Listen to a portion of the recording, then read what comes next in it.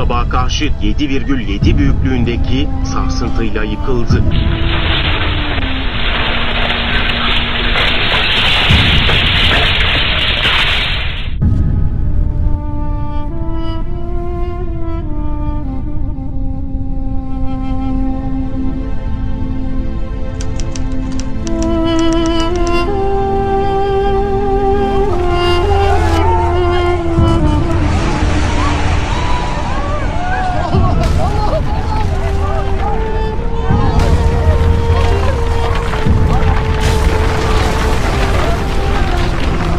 Bismillahirrahmanirrahim. Bismillahirrahmanirrahim.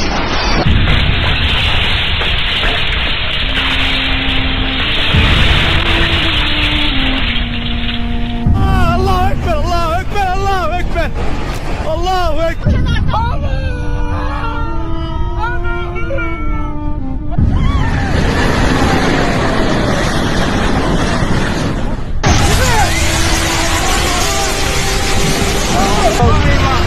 La ilahe illallah.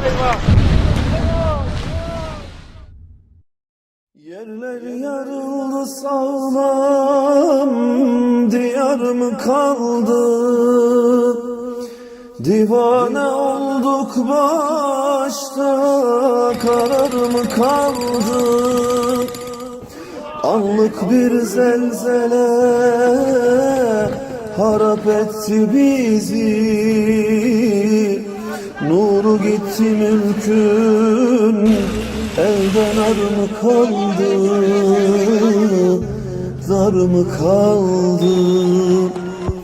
Anadolu'nun kalbine bir kor düştü. Bak Malatya, Elbistan, pazarcık mı kaldı? İstiklal nişanemiz canım Maraş'ta. Şen bülbüller yuvası, gülzar mı kaldı?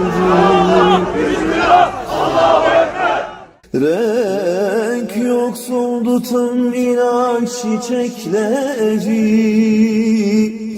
Hatayımda Habibi, Necar mı kaldı? Necar mı kaldı? Haşmetiyle asırları hayran eden Antep kalası derler, Hisar mı kaldı?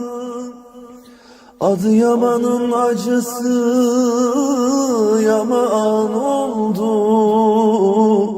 Ulu mabedinden duvar mı kaldı? Duvar mı kaldı? Yüzlerce enkazda ah binlerce ceset, üstüne ağlanacak mezar mı kaldı? Ah yar mı kaldı? Süt bebeğim, genç yiğidim, gelin kızım, dayanağım asırlık çınar mı kaldı?